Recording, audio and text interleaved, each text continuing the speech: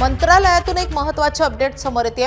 लाचखोरी प्रकरणी मंत्रालयातील सीसीटीव्ही कॅमेरा फुटेजची पडताळणी करण्यासाठी एसीबीचं पथक मंत्रालयात दाखल झालंय। मंत्री नरहरी झिरवाळांच्या अन्न व औषध प्रशासन विभागाच्या मंत्रालयाच्या कार्यालयातील सीसीटीव्ही फुटेज देखील ताब्यात घेण्याची शक्यता आहे। कार्यालयातील लिपिक राजू ढेरंगे हा लाच घेताना त्याला रंगेहात पकडण्यात आलेलं होतं आणि त्यानंतर अन्न व औषध प्रशासन विभाग चर्चेत आलेला होता।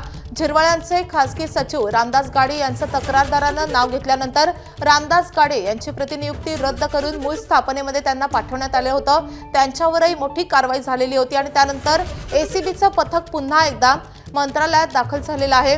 एसीबीचं पथक सध्या झिरवाळ यांच्या केबिनमधल्या सीसीटीव्ही मंत्रालयाच्या कंट्रोल रूममधून तपासत आहे।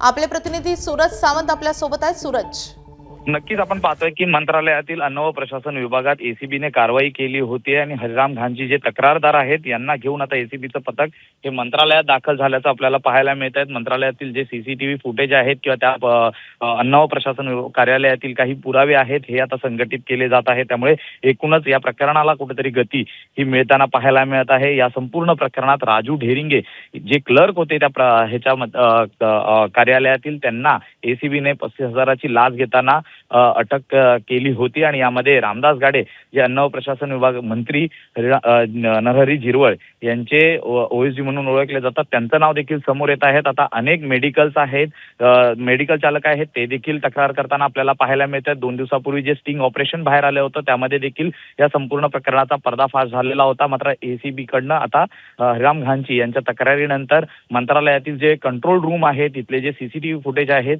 हे आता ताब्यात घेताना पुरावे म्हणून पाहायला मिळतात। त्यामुळे एकूणच या संपूर्ण प्रकरणाला आता गती मिळताना आपल्याला पाहायला मिळतात।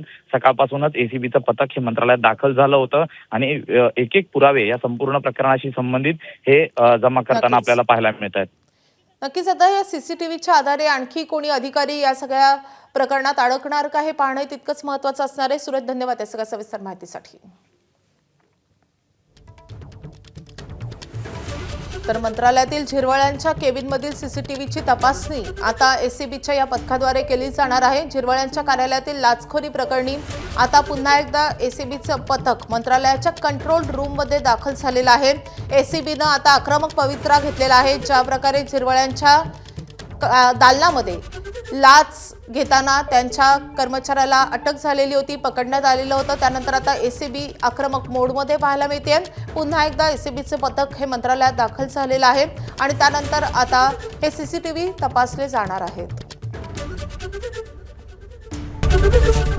एबीपी माझा, उघडा डोळे बघा नीट।